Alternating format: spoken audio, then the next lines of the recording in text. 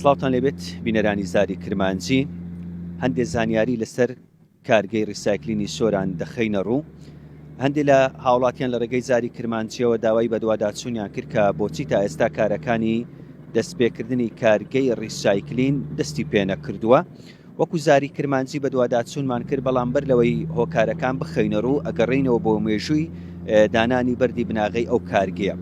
لە 14 دەی 2024 لە مەراسیمێکدا لە ژێر چاودێری مەسرور بارزانی سەرۆکی حکوومەتی هەرێمی کوردستان بەردی بناغەی کارگەی ڕیسایکلین لە سۆران دانراکە. یەکێک بوو لە پرۆژە ستراتیژیەکان و وەخواست و داواکاری زۆری خەڵکی ئیدارەی سۆران و ژینگە پارێزانی ئەو سنوورە بوو بۆ ئەوەی ئەو زبڵ و خاشاکەی کە هەیە کۆ بکرێتەوە لە کارگەی ڕیسایکلینە ڕیسایکلین بکرێتم. ئەو بوو بەردی بناغی ئەو کارگێ دانرا لە سەر زەویەکی 52 گوژمەکەشی 28 ملیار بوو. بڕیاروا بوو لە ماوەی 18 مانگدا کارەکانی ئەو کارگەیە لەلایەن کۆمپانیایەکی جێبەجێکار بە کۆتا بێتن. بەڵام ئەوەی زاری کرمانجی زانیوێتی هۆکارەکە ئەمەیە کە بۆچی تا ئێستا کارەکانی دەستپێکردنی کارگەی ڕیسایکلین دەستی پێ نەکردووە لە سۆران.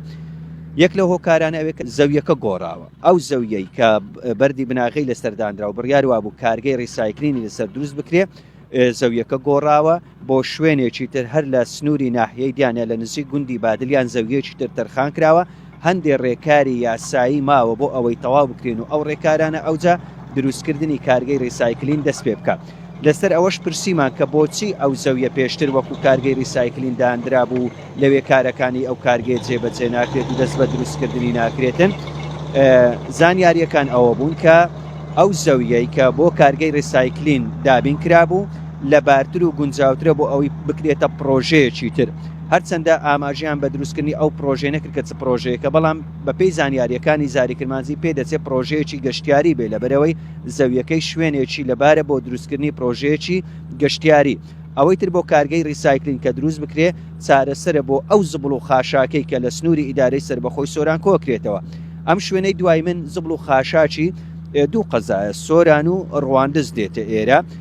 ئەگەر پێکڕای قەزا و ناحیە و گوند و ئاوایەکانی سنووری ئیدارەی سربەخۆی سۆران پێویستی بە دروستکردنی ئەم کارگەیە بوو، چونکە ئەم کارگەیە توانای ئەوەیە کە لە ڕۆژێکدا 400 تۆن لەو زبڵ و خاشاکە بکاتە ڕیسایکلین. ئەمەش هەنگاوێکی زۆر گرنگە، یەکێکە لە پرۆژە استراتیژیەکانی حکوومەتی هەرێمی کوردستان بۆ گرنگجیدان بە سێکتەری ژینگە پارێزی لە سنووری ئیدارەی سربەخۆی سۆران.